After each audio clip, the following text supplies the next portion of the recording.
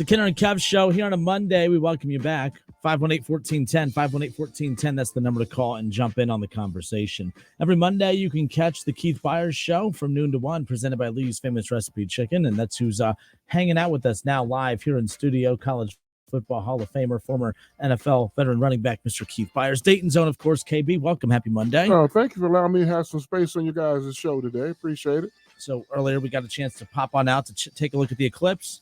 Thanks to our friends at Lee's, we got our cool little eclipse glasses. So yes, I'm glad that we was able to get a chance to put these on. They're so black. I'm like, do these even work? But then they do work.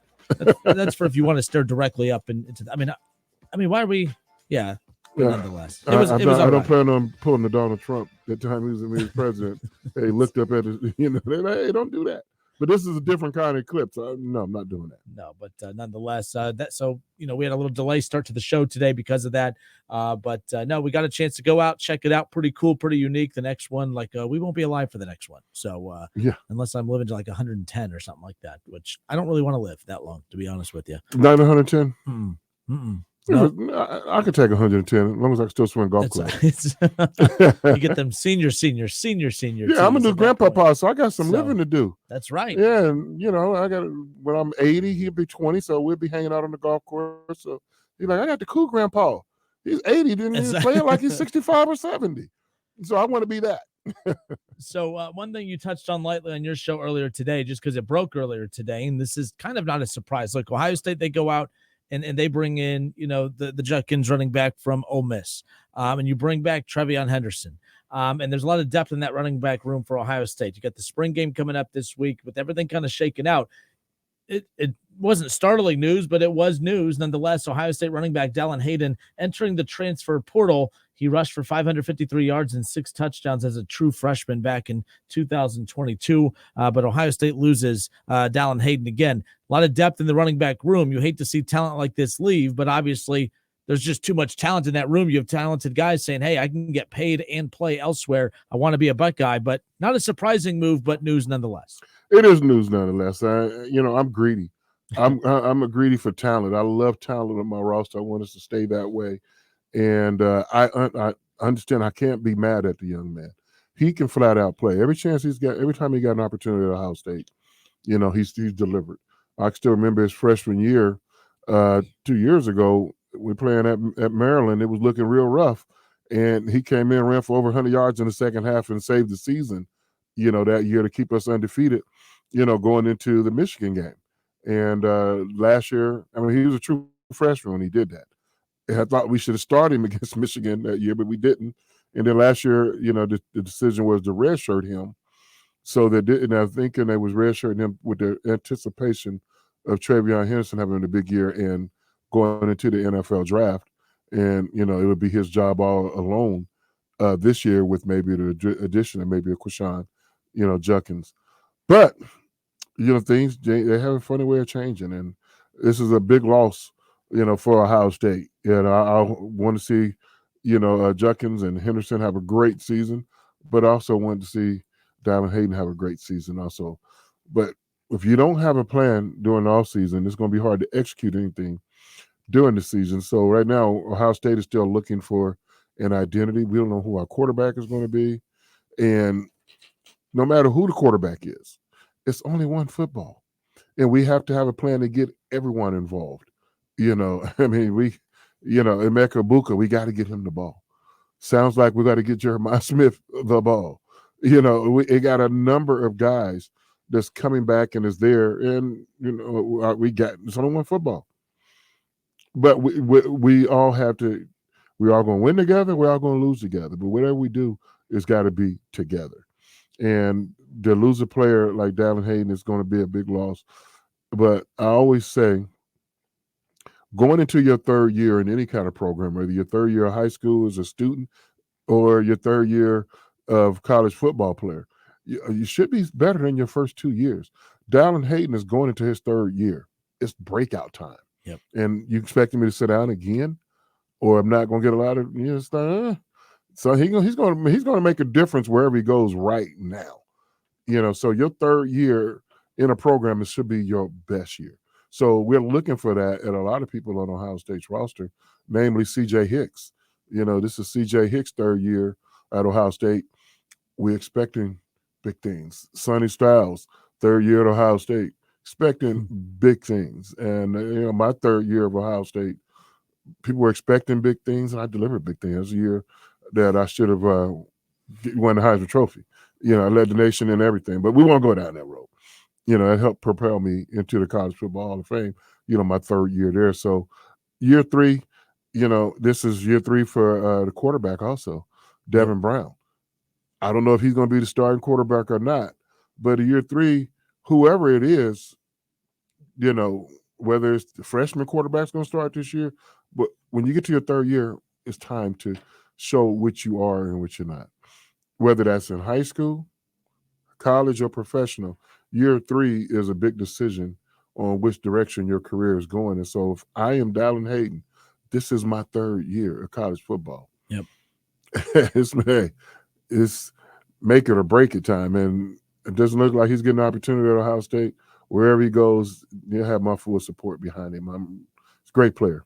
So with that, obviously times have changed. And, with you being a former Buckeye running back and you being, such an experienced former player, obviously times are different. I know back, when you played, you weren't promised to be the starting running back. You weren't promised anything, but you went in and competed. And it's easy to say, you got to go in there and you got to continue to fight. If you don't get things your way right away, it's going to make it sweeter when you do. And we could say all those right things, but the reality is that's not how today's current athlete is. And this isn't a shot at them. It's just, there's more opportunity now. There's way more money to be made, and there's less restrictions, pretty much no restrictions. If you don't like your situation at Ohio State, you could transfer, go play right away, probably get paid more. If Dallin Hayden calls you and says, hey, KB, I need advice. What do I do in this situation? It's Judkins, it's Trevion Henderson. I'm not going to get much play. And this school over here is offering me X amount of dollars. What do I do? I want to be a Buckeye, but what advice do you give those running backs, those athletes today who find themselves in similar situations? We were talking about Joe Burrow a little bit ago. It's not like Ohio State said, Joe Burrow, you're a bum, we don't want you. It's Joe Burrow, you're a very good quarterback, but so is Haskins, and so is this quarterback. There's so much depth there. Jamison Williams goes to Alabama, kills it there. Wasn't because he wasn't good enough to play at Ohio State. There was a ton of depth in front of him there too. It's not like these guys can't play. It's just there's so much depth. That's what makes Ohio State and Alabama and these other programs so dominant. But what advice do you give to those who aren't the Keith Byars, who gets that starting spot, gets that the dominant carries? What advice do you give those guys if they call you and say, hey, Keith, what should I do in this situation? That's a really good question. It's twofold. One, why did you choose that school? And of course, one of them is for playing time, but I hope you chose that school because of everything else involved. I used to tell people, when you choose college, on your worst day at that university, can you look yourself in the mirror and say, yeah, I still made the right decision? Because on your best day, oh, yeah, I'm glad I chose to come to school here. But on your worst day, can you still say, I'm glad to be here? And if you can say yes to that question, you chose the right school. If you, on your worst day, you can't weather the storm, then it's probably best to leave. But you learn that really by your freshman year. Year two, you should really, not that place is for you. And I remember my worst day at Ohio State. Something not just one day, but a couple of days, especially when I was a freshman. And I'm like, if I could have transferred without any restrictions, would I have transferred? And the answer was no. I want to be here. Even though things aren't going well for me, I'm not starting. Coaches on my behind, and just a whole bunch of other things. But I still, where else do you want to be other than here? You're right. I want to be right here. This is my happy place. I'm going to make it work. Everybody's not built that way, but so I'm opening the door till I understand it. And somebody like Dallin Hayden may like everything else at Ohio State. The off the field, the classroom, the relationship with his buddies. But now professionally, he's here to play football. One of the reasons why he's here to play football. This is my third year. I hate to transfer. But I think it's the best thing for me. We're gonna still be friends. That bond isn't gonna be broken. So I get it. Yeah. And I totally understand it. It got me thinking now. I remember when I left Trotwood to go to Rolfe. Some of my classmates, we were friends from kindergarten through ninth grade. And they're like, you're not gonna graduate from Trotwood? No, not gonna graduate from Trotwood. I got this. It's a crossroads. I got a different direction for my career, different path, and it ain't here. Especially the coaches at Trotwood at that time. No, it wasn't for me. It wasn't, and I had to make a decision. And it was the right decision for me. And that same, and those guys, they beat me my senior year in high school in the state playoffs, and Trotwood went all the way and lost in the state final game, so they were state runner-ups. And, we had a good, so my friends on that team, we're still friends to this day. Maurice Douglas was one of them. Nothing's going to break us up, but I had to make a business decision. And I was still tease those guys. Y'all was one player away from winning state championship in 1981. One player away. You're a big player also. If you had that player, y'all probably, no doubt, y'all would have won the state championship. But you was a player short, So, and I had to make that decision. Now, it worked out for me perfectly. Yeah. I transferred to Rolfe High School, and the rest is history. No better place, no better high school in the world to be than Rolfe High School. And I was, fortunate and happy to be a part of the last graduating class from that high school. So I understand the guys at the crossroads of their career. I was at the crossroads of my career at a young guy, 14, 15 years old. I got to make that decision. Dallin Hayden is in a crossroads of his career. I totally understand him moving on. I just don't want him to have maize and blue on wherever he goes. Just don't wear maize and blue. Didn't even think about that because the Tony Alford situation, of course, being so close with Tony. I know. Just don't wear that color. Just don't wear that color. Have you talked to Tony yet? I have not. Still, I've given it some time. I haven't called him. His job to reach out to you, or vice versa. I get it. I'll wait till maybe the June. I'll give him a call in June if we haven't talked before that. Yeah, me and Tony, we're still good. I saw he tweeted out something the other day when we talking about fan bases and loyalty. Yep. Yeah. I understand. Well, but I know he wasn't talking to me on. And that. I'll never talk bad about him, but you can't. Not everything is created equal as far as the decision to go take that job over there. By the way, he has every right to do that. More power to him. But you can't leave Ohio State. You could have taken the running back job at NC State. You could have taken the running back job at Purdue. You could have taken the running back job at LSU. I don't think he gets the heat that he's getting. I think it's not about the fan base is turning on him. They feel he turned on them because you didn't just leave. You could leave. A lot of coaches leave, but it's where you went. I think it's the Michigan dynamic. That's what made all of it very unique. But also don't forget about the Benjamins, baby. Oh, yeah. Don't forget about the Benjamins. We, pay him some more Benjamins. He'll stay. Yep. Not even beyond the bench. He's not qualified to be an offense coordinator. I hope he, he might want to be offense coordinator here, but we going outside the building to look for one. And the answer sometime right in your office, right in your lap, and you don't look at them. I didn't think about Michigan with Hayden. You're right. I hope not. I want to be wrong. Please let me be wrong. Of that, let me be wrong. College Football Hall of Famer Keith Byars with us. We're live here on 1410 ESPN Radio. We're live, of course, on Chatterbox Sports Network as well. But last thing before we let you go, Keith, again, Keith Byars with us here in studio. The OHSA made a recent change that I thought you would find pretty interesting. You talked about, your high school playing days here in the state of Ohio, here in the city of Dayton. The OHSA now allows 7-on-7 competition. 7-on-7 competition is now permitted at any time prior to and after the season, other than the 28-day no contact period immediately after the season. Previously, 7-on-7 competition was not permitted until May 15th. So now 7-on-7 competitions can happen everywhere. And I guess, when you look at Georgia, when you look at Alabama, and you look at somebody, this is just common over there. Texas, it was always California. kind of foreign to people that in the state of Ohio that there were so many restrictions on 7-on-7. Just your thoughts, again, being a former coach, being a former player at all levels. It's kind of wild that it took this long for the OHSA. They made the right decision, but was like, why is it taking this long? Why did we have to wait till 2024 to get to this point? Well, I guess. Also, when is OSHA going to make a decision to allow spring football? It took forever to just now get 7-on-7. How much longer before we get spring football? What I've heard, another 100 years? That's another thing that coaches have to vote upon. And what you end up getting is you create the rift between your other sports, because the other, we tell athletes, hey, don't be just a one sport athlete. You do track, do basketball, do baseball, do others. And, adding another couple month span to a football season, that's going to get so that's where some of the pushback is from coaches. But again, other states do it. They'll figure it out. It ain't hard. I mean, it ain't when hard. I lived in Florida, I did it. So, you know, and you survived. Look at you, walking, talking. Yes. Yeah. But no, but Unreal. it's really in Florida, just a quick one. You can't have contact until May 1st. Okay. And I think you're allowed, I think 20 or 25 practices, which is, which is a month of football. Yeah. But of course, it's prep prior to putting pads on in May, on May 1st.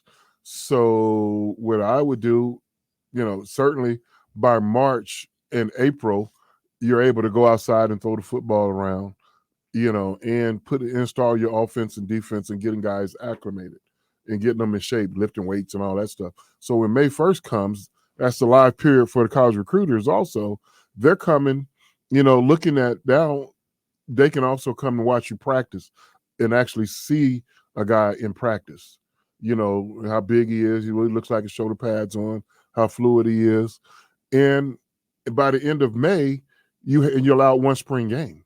It's a game with a live game, and it doesn't count against your record. So now those college recruiters, they love to come to Florida because not only can they see practice and they can see a football game, and a lot of times, it's usually the last weekend of May. You would probably have a football game that Thursday night, Friday night, and Saturday night. So the college recruiter will come over here and watch a half and then go down the street and the other high school and watch another half. So now they actually, not only do they have your game film, now they got updated film of how much you've grown, especially you're going to be going to your senior year. Yeah. You just finished your junior year in that fall, and now during the off season, they can see you practice, see how you're still, and they see another a live game against another competitive player. And now your 4 and 5 stars just goes up the roof. Now you got much stronger of a recruit as opposed to they're recruiting this kid in Ohio. He's a heck of a football player, but now we got to watch him run track or watch him play baseball and elevate him that way. It'll be a little harder to judge a guy on that as opposed to seeing him actually play his sport you're recruiting for. I should know this, but aren't there some big major like 7-on-7 showcases outside of the state? So from my understanding, athletes from Ohio couldn't go participate in these 7-on-7 showcases. Correct. So now they can. So but man, why so much? It's just why there's so many restrictions. Your football season ends here in November. Yep. Say you lost in November in Ohio in the state playoffs. Now there's a showcase, say, in Orlando at Disney World in second week of December. Oh, I'm from Ohio. I can't play in that because my state get me. Where they have an all-star showcase down at Disney World Sports, or somewhere in Texas in January. They're having these 707, or somewhere in Georgia, indoor, they're having these 707 showcases where, hey, this dude they say he's the number one quarterback in Georgia. This guy is the number one wide receiver from Missouri. He's the number one defensive back from Ohio. Now y'all can get together in 707 and compete, and coaches can sit there and see that. Now Ohio said, yeah, if you're from Ohio, you can do that. So what's the 28 days after your competition? That opens that door. That opens the door, especially your season into the first week of November. By December, you're good. You're good to go December, January, February. You can go to these showcases and do them. And then that opens up Ohio to have a showcase event, like maybe Keith Byars have a showcase event here in, April, May. 1410 ESPN Radio, the official media sponsor of the Keith Byars 7-on-7 showcase. Hypothetical camp. Yes. Wink. There you go. If you want to be a pretend sponsor of this pretend 7-on-7, reach out to Justin.Kinner at alphamediausa.com. Yeah, get that down. Repeat it for him one more time, Justin.Kinner at alphamediausa.com. If you want to be a pretend sponsor of the pretend 7-on-7 Keith Byars camp, that's how you reach 2025, out. Baby, we're coming. It's all about hypotheticals. Yes. All right, catch the Keith Byars Show every Monday from noon to 1. The KB Show presented by Lee's Famous Recipe Chicken. Keith, thank you for hanging out with us. Always for a pleasure. Giving us some time on the show today. All right, more of the Kinner and Kev Show on 1410 ESPN Radio and, of course, on the Chatterbox Sports Network. We'll be right back.